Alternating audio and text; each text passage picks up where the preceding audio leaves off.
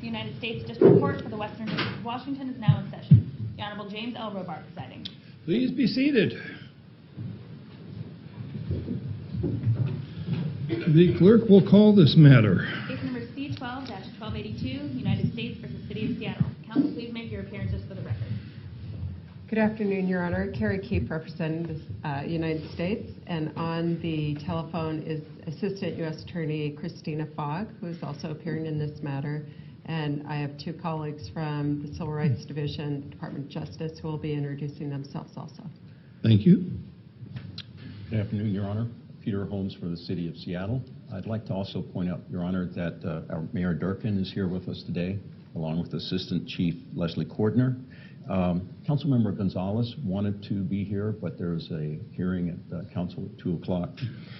We also have Andrew Meyerberg, Your Honor, the OPA Director. We have the Chief of Staff and the Deputy Inspector General here with us.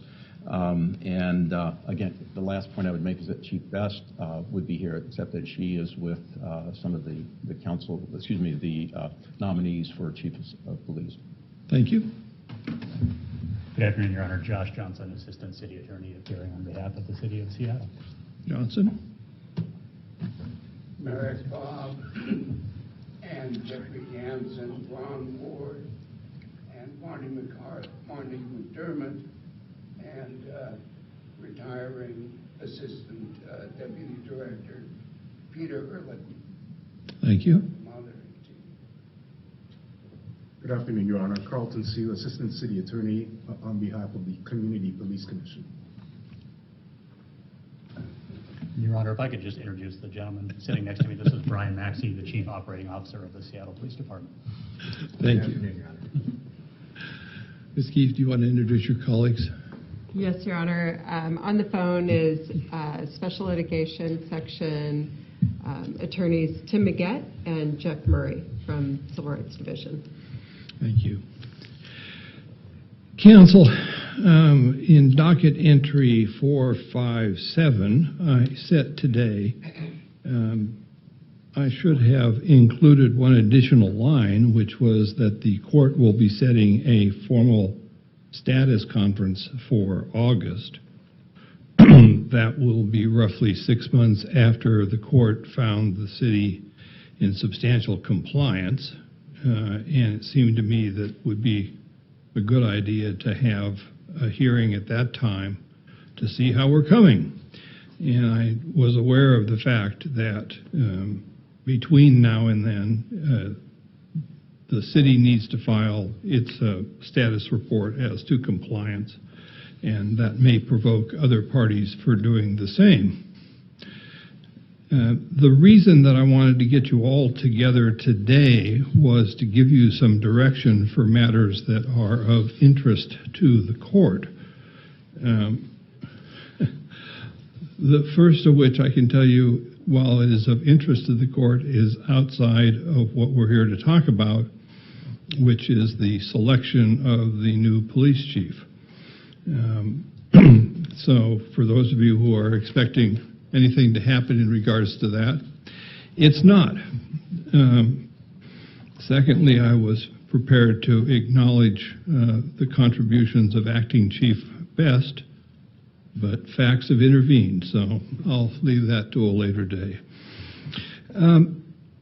Let's start with my reminding you that since several people who signed this document are in the courtroom, the current provisions regarding termination of the settlement agreement are not a model of clarity, but it appears in paragraphs 229 and 230 that we can start with paragraph 229, which reads, the parties anticipate that the city and Seattle Police Department will have reached full and effective compliance with this agreement within 5 years of its effective date. I'm sure several of you will recall that it was signed in July 2012. 5 years means that we didn't make the anticipated date. The importance of that is really not significant other than in paragraph 230, there are listed a number of different ways that the agreement can be terminated. One is if the parties petition the court. One is if one of the parties petitions the court, and then there is a mechanism for sorting that out and with the court ultimately ruling. However, there is, excuse me, is that someone's phone? Someone's computer? No one wants to be fined $50? It may have been someone on the phone, Your Honor. All right.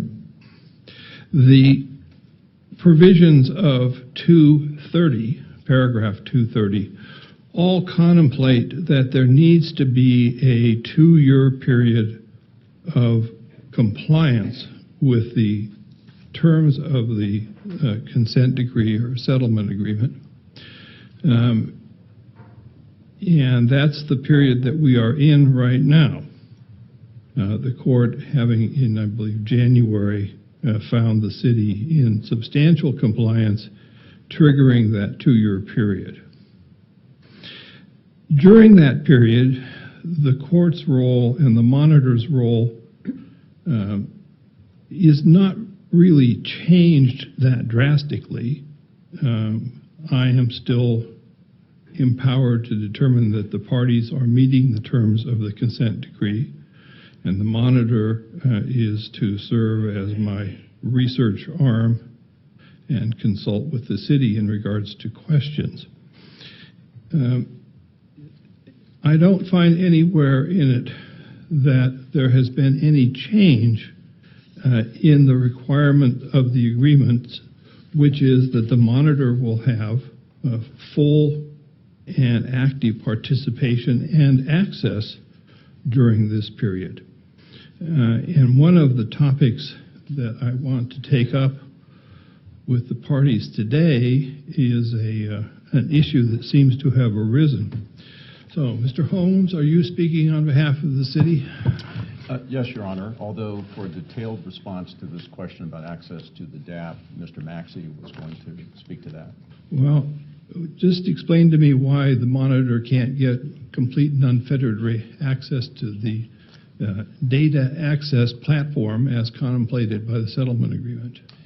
Your Honor, a direct response is that an FBI background clearance is required for access to the criminal data, and that other members of the monitoring team have been given access who had that clearance. And we're simply, I believe that we have now resolved the question of clearance for the one remaining member that wanted access. The Assistant Attorney General of the state of Vermont, who you take the position, needs to have his fingerprints taken in Seattle? Your Honor, that's apparently what the SPD has been informed of. Well, who informed them of that? Mr. Maxey, if I could. Mr. Maxey, nice to see you Yes, again. Your Honor. Good afternoon. So the FBI CJIS requirements and the Washington State Patrol have issued guidelines on what access is required to criminal justice information systems. It does require backgrounding via fingerprints, and it does require a security addendum. As Mr. Holmes indicated, other members of the monitor team have successfully completed this. We sent the request to the Assistant Attorney General in Vermont back in May, and we have now heard back from him in July 2nd. He requested to be able to get his fingerprints in Vermont. We said, yes, that's perfectly acceptable. Here's how you process that, and we believe he is proceeding with that.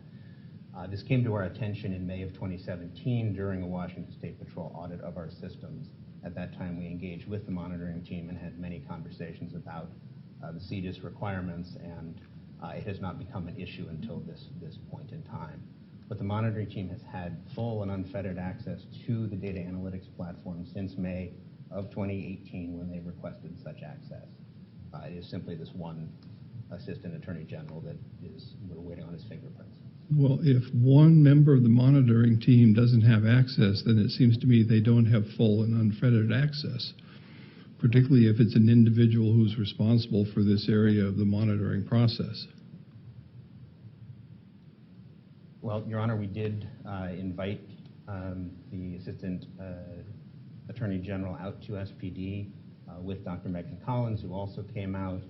We have made our subject matter experts, opened up the system there. It was simply the issue of the direct virtual private network access on SPD laptop, getting past the firewall, sending that out to Vermont. That triggered the requirements of CJIS, and that's where we find ourselves. So yes, we have found that the federal and state laws governing this have a process. The monitoring team so far has not claimed to be exempt from these processes and has cooperated. We're just still processing that one individual. And how long will it take to process him? Once we actually receive his fingerprints, we should be able to do it within 7 days, Your Honor. I'm going to express my belief that among the resources that are in this courtroom, I think we could have got this handled perhaps more expediently. I don't know if the monitoring team bears some responsibility for that. If the city's having a problem, all it needs to do is pick up the phone. It's got its lawyers sitting at the table. The data analytics platform, as I understand it, is a significant part of the information that the monitoring team would need to see.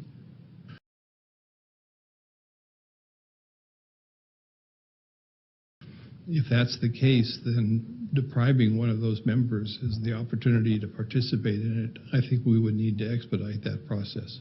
So why don't we say that you've got a very brief period of time, 10 days after receipt of the fingerprints, and then I'd like someone to confirm to me that that's happened. Thank you, Your Honor. Just generally, my expectation to the Seattle Police Department is that they will continue to provide full and unfettered access in a timely fashion. Otherwise, if I can't receive some assurances through the monitor that that information is being made available, I will have no hesitancy in finding that you've fallen out of compliance because we have no way to determine if you're in compliance. So it isn't like this thing's in the late innings and we're going to bring in the relief pitcher and everyone's going to go home. That's not going to happen. Mr. Johnson, you've leapt to your feet. I did, Your Honor. I was just going to say that I worked with Mr. Maxey to prepare a declaration that more fully addresses the DAP issue, and with your permission, I'd hand it to your clerk, and we'll make sure it's filed when we leave the courtroom here today. All right, that would be fine.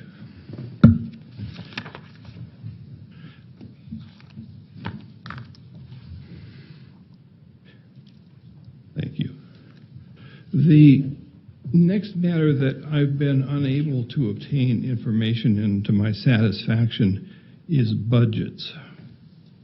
I was able to locate among the material that's available through different sources what appears to have been the proposed budget for the Inspector General for Public Safety, which was $1,454,802. What I can't locate is the budget for the Office of Police Accountability or the Community Police Commission. And that may well be due to my lack of facility navigating the city's website. So who would like to talk to me about a comparison? Mr. Maxey, all eyes are turning to you, so. Is that information you're aware of? No, Your Honor. I'm usually the budget guy, but these do not fall within my purview. Whose purview do they fall within? We've got Mr. Beyerberg here. I'm sure he knows his budget.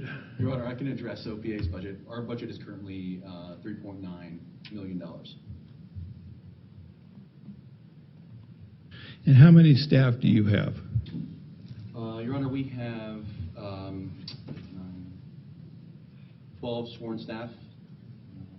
Obviously, myself, the Deputy Director, 2 strategic advisors, and 4 administrative personnel, and then 1 management systems analyst. So approximately 20. And all of those are paid out of your $3.9 million? Yes, Your Honor.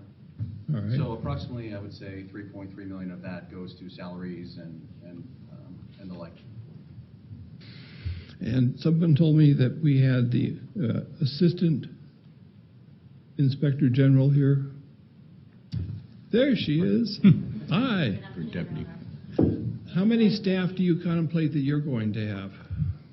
The current budget is funded at $1.4 million for 2018, which, as you noted, about $1 million is for staff. There's a budget that assumes that there will be 8 positions. We're in the process of submitting a request for budgets that the Inspector General considers to be necessary for 2019 as all of the deliverables and the accountability legislation move forward. So you're going to proceed with 4 staff members for the remainder of 2018? Our hope is to onboard as many of the 8 that have been budgeted as quickly as possible. I'm sorry, can you speak up, please? Oh, I'm sorry. Why don't you come up to the podium since...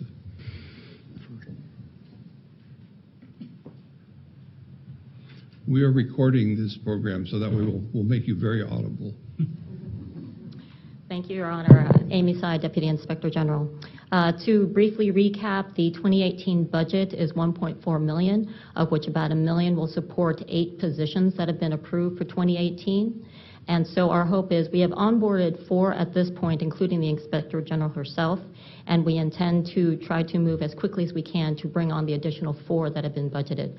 In addition, we are today in the process of submitting a request to the City Budget Office for additional budgetary authority and position authority that we believe, that the Inspector General believes will be necessary to fulfill the obligations that the new office has in 2019. And when will that be processed? We expect to turn in our budget proposals within the next day or 2. They're working their way through the queue, and then the budget deliberation processes for the city happen somewhere, like it's happening right now, starting today. They're going to be taking all the department proposals. I'm not entirely sure exactly how long that lasts, but that is the effort they're going through right now to build the mayor's proposed budget. Well, I'm going to engage in some very rough math. If the Office of Police Accountability has roughly 16 employees and a $4 million budget, and you're going to have roughly 16 employees, can you do that with a lesser budget than they have? At present, Your Honor, it would be 8 people. We have, our functions are different, and without speaking to the sufficiency of OPA's budget, the Inspector General does believe that there is a significant body of work that's involved not only just in overseeing and auditing the activities of OPA, which has all of the misconduct investigations and classifications that the Inspector General's office will review, but in addition, just the general magnitude of the auditing and review requirements, ensuring the sufficiency of systemic oversight for all of the Seattle Police Department. So I would note that not only are we talking about 20+ staff at OPA and the activities that they engender, but also over 2,000 staff that the Seattle Police Department itself also has, and the Seattle Police Department budget is approximately $331 million. I don't think you'll get that. I mean, I have looked at length at the descriptions which were generated out of the accountability ordinance, and it describes the Office of the Inspector General as audits OPA and analyzes Seattle Police Department systematic issues. That seems to me to be a large task. Not to suggest that OPA does less, but it does different, which is it investigates individual allegations of employee misconduct. And what I want to ensure is that if we have this 3-legged stool, as it's been described, that you have sufficient resources to be able to accomplish that purpose. And that's what I'm trying to probe at here a bit to see if that's true. Your Honor, at this point... I know I put you in a tough spot where your boss is sitting 2 rows behind you, but... Actually, as an independent office, my boss is just simply out of office at the moment, but I do appreciate your sensitivity to the larger system that we operate within. I would express that the City Budget Office will be getting a proposal from the Inspector General that does not believe that 8 positions is going to be adequate for the task at hand when one considers the magnitude of the auditing and reporting. I have in my materials with me a long list, but you do as well, of the 170 pages that are the accountability ordinance. And I think many in this room are very familiar with how extensive those requirements are. the amount of staff that will be required for the reporting functions. And so we do agree and appreciate, Your Honor, the opportunity to express that 8 staff is going to be very, very tight for the goals and objectives that everyone has for police accountability reform and the part of that burden that rests on the shoulders of the Inspector General. Why don't you then say on October 30th or so, what's the end of the fiscal year for the city? The city is on a calendar year, so the fiscal year will be December 31st. The budget for 2019 is considered around towards the end of September. The mayor will submit her proposed budget to the city council, and then the city council will go through their deliberations and wrap up by towards the end of November. And speaking for you in this process will be the city attorney's office? In terms of, you mean in terms of lobbying for funding and resources? No, in terms of communicating with the court. That I do not know. We'd be happy to, Your Honor. If I may, I would suggest that we could submit the current budget authority for all the entities that you're talking about for this year, and then as the mayor's office and the budget office are working toward all of the 2019 submittals, we could timely get this to the court as well. All right, well, thank you. That's very helpful. Your Honor. The third group in there, the third leg of the stool, is the Community Police Commission. Somewhere around here. Would defer to Fran Lopez, who would have that. Oh, Ms. Lopez. What's your budget these days? It is roughly the same amount, 1.4 million. We have a little less than the Office of Inspector in General, and we have 9. We are allocated for 9 full-time staff, and we currently have 7, and are currently also doing hiring for the additional 2. Okay, and I missed your first number. The budget for this year? The budget is roughly 1.4 million as well. It's actually a little lower, and we can actually, through the budget office, but also online, can give you that information as well. It is, we have 9 full-time staff allocated within that budget as well. All right. Mr. Holmes, that's what I needed to know. Mr. Holmes, I'd like you to do the 3 in terms of the budget submissions and where we are. Yes, Your Honor, be happy to. And Your Honor, I could add one other point. Each of these entities does advocate for its own budget. They do not come through my office. I have to advocate for my own budget, Your Honor. I'm not asking you to advocate for them. I simply want you to report to the court. You bet. Thank you.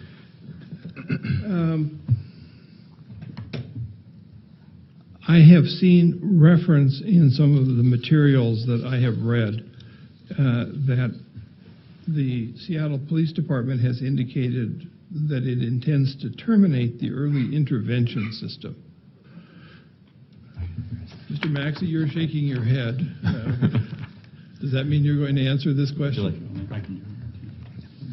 Certainly, Your Honor, I'd be happy to speak to the early intervention system. So as part of the consent decree, as Your Honor knows, you've approved the policy, you've approved the system, and we have been rigorously running the system all the way up through the deputy chief, which serves on the performance review committee overall of the operation. I may need you to go to the microphone also. I want to make sure people who are hearing the tape of this are able to hear. Thank you, Mr. Maxey.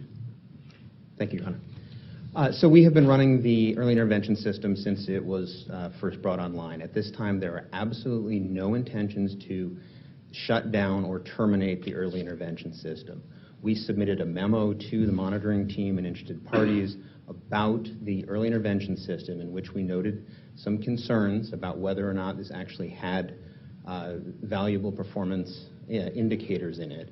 In that memo, we also included a study that was done by the Washington State University into the efficacy of that system, in which they found that it had very little predictive value, that it overflagged for proactive activity and served as a negative incentive, a disincentive for officers for proactivity, that officers that were flagged by the system had more reasonable uses of force than those that did not, and it had a disparate impact on our female employees.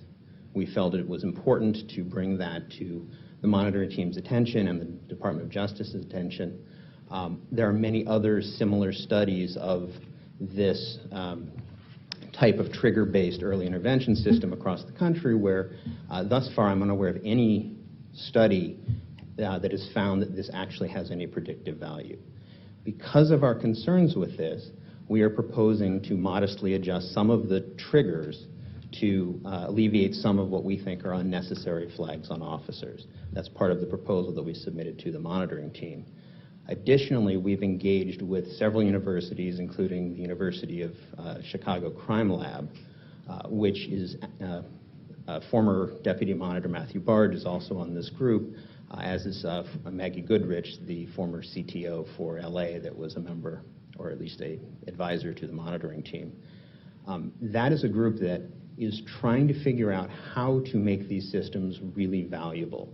And thus far, we haven't come to conclusions. There's still a lot of research being done. But we believe that it is, instead of looking at the outputs of what officers do, looking at the inputs, what stressors they are exposed to, and how that might impact their behavior, and get better direct supervision earlier in the process. And this would be facilitated by our new records management system as well, where we can, without delay, figure out what officers are doing, what types of calls they're going to. Was this a suicide call? Was it a crisis call? Was there a use of force? Was this a dead baby call? Something that would trigger some form of trauma that might lead the officer to go down the wrong path. So any mention of terminating or eliminating the system is predicated on having a much more robust and successful system to put in its place. We are committed to running the current system as rigorously as we have, hopefully with our proposed tweaks to make it more efficient within the current structures. But we are in no way trying to eliminate this. We think it's an important part of management. Is this going to be a topic that's covered in the upcoming status report you're filing?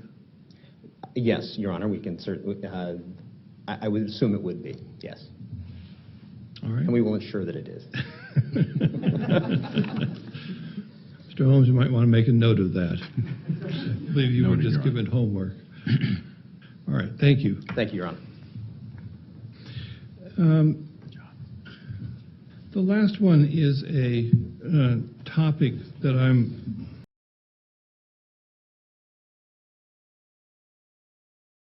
somewhat loath to wander into, but it seems to me that I need to do it.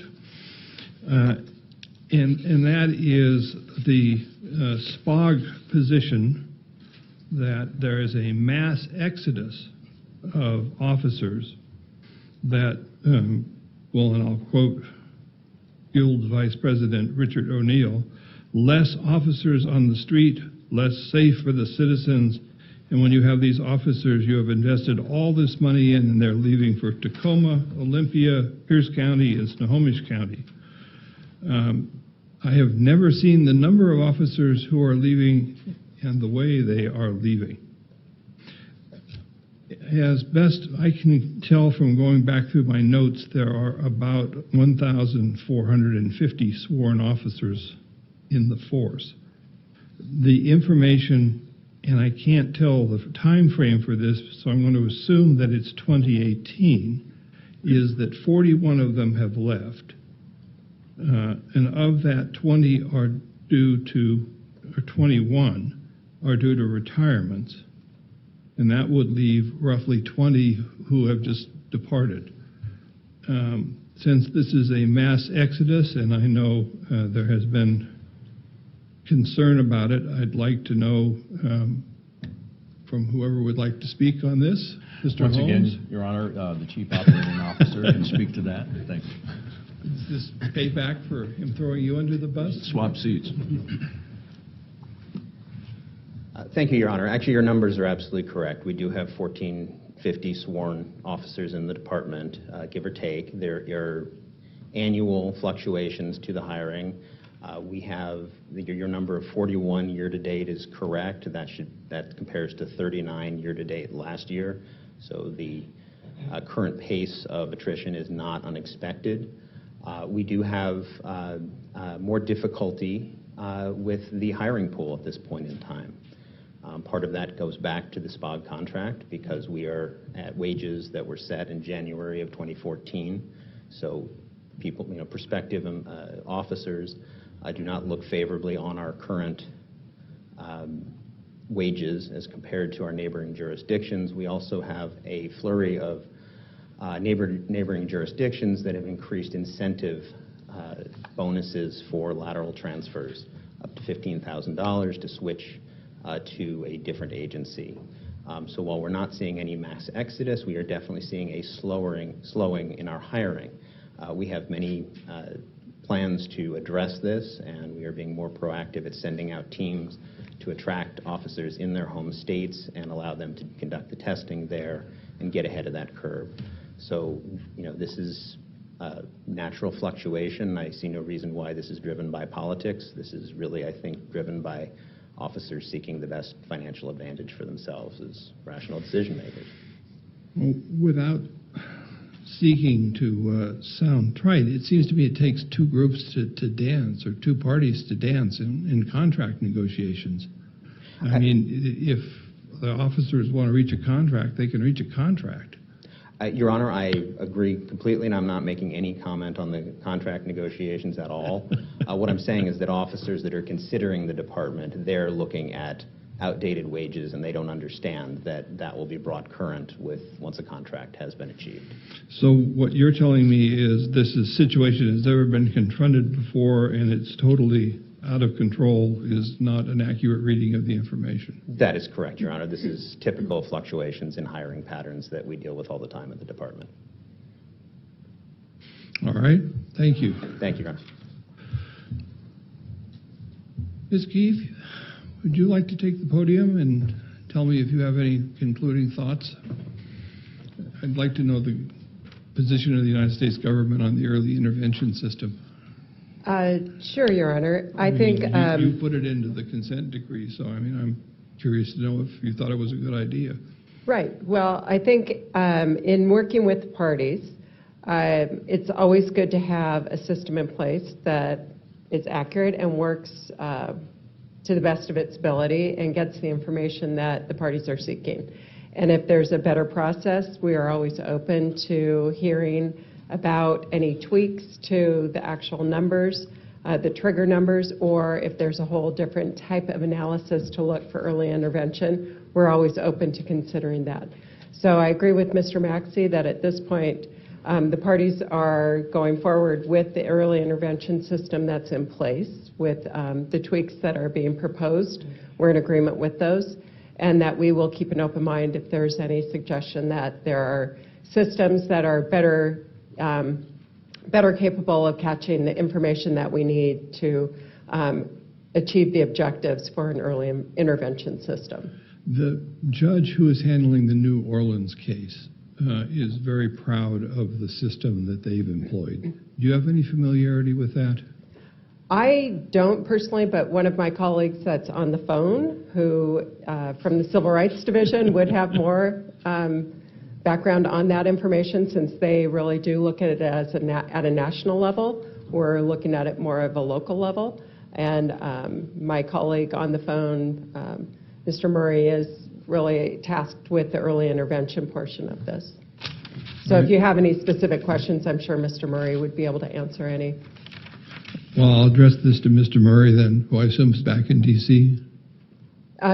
He's on the phone right now, right? Right, but is he located in D.C. at Correct. this time? Yes, Right. Your Honor. Mr. Murray, do you have any information on early intervention systems used by other departments?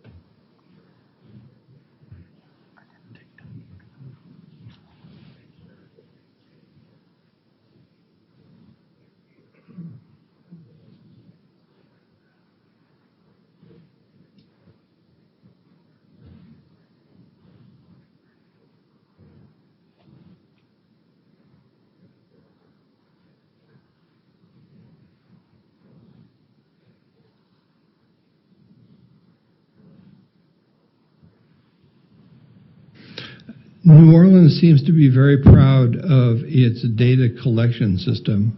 They have a young man who is referred to as Boy Wonder, who designed it. Is that being rolled out to any other departments?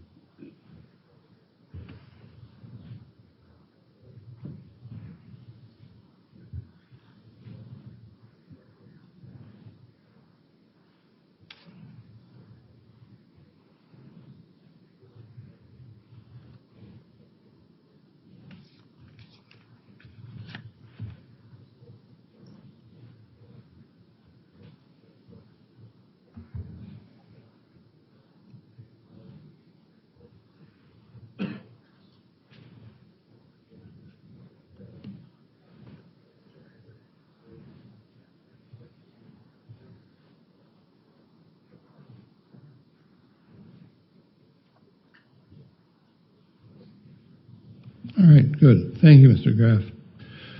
Ms. Keefe, anything else the government would like to say today? No, Your Honor, other than since the entry of the sustainment plan in March of this year, the parties have been meeting all of the deadlines. We've met 24 of the 24 deadlines and have been working collaboratively and proactively on achieving the what was set out in the sustainment plan. When you're planning on filing it's a semi-annual status report sometime, I believe, in the next 45 days. I believe that's correct. Would you, for my edification, highlight say the 3 areas that we may have accomplished meeting the goal, but we didn't do so by much of a margin, if that's possible, so I have some idea where I should continue to look? Yes, Your Honor. All right. Thank you. Thank you. Mr. Holmes. Your Honor, I could give a brief recap. Whatever you would like, sir. Thank you, Your Honor. I just want to quickly review that since we had last been in court on March 2nd, the city submitted its briefing for the sustainment period plan for the last 2 years, docket number 444. We've been making progress on every significant item on that. I believe there was one request for a short extension of one of the deadlines, but otherwise the parties have been complying with the plan that the court approved for the sustainment period. And since that, the March 13, the parties in the monitor have worked on our audits, SPD's audits of crisis intervention practices for Type 1 and Type 2 uses of force. And it's just begun auditing the supervision requirements of the consent decree. We'll soon, as the court has acknowledged earlier, submit a report to the court by the end of this month on that progress. And we have filed 2 reports, one addressing the community engagement program, the other addressing carry stops and other detentions. And in short, including the discussions about access to the DAP and development of that platform, the parties really they're proceeding according to the plan, and all the prospect looks very good for continued progress. I'm going to take you out of your area of comfort. The Terry Stop report had a remarkable number to me, which was the few number of incidents in which there's an outright Terry Stop. I think it was under 10% of the calls, and 90% were in response to a contact initiated by a member of the public. I can't find any information to suggest to me how that's where that falls in the range. It appears to me to be an extremely impressive number that we're not doing that many Terry stops. I don't know if you have any statistics on that or not. I don't, Your Honor, but be happy to go and do a deeper dive before we're next here, Your Honor. I think that it was remarkable, the lower number. In fact, including that additional 90% where there were, public-initiated contacts was just another way, I think, of illuminating the nature of these interactions. All right. Anything else the city would like to say? No, Your Honor. Thank you for this opportunity. All right, Council, this is helpful. I don't see you as often as I used to, which probably makes you very happy. And I've had an opportunity to express my concerns on some matters that have accumulated on my desk that I wanted to get some information on. And I'm happy to hear that the alleged concern about under-policing and mass exodus appears to have been overstated. Unless there is something else that the parties wish to raise, we will recess. Your Honor, we do want to review those numbers one more time. They may have even, Mr. Maxey's numbers may have actually even been a bit overstated on some of the departures as well. So even beyond the numbers that he gave you, and we'll supplement that, Your Honor, just as soon as we can verify the numbers.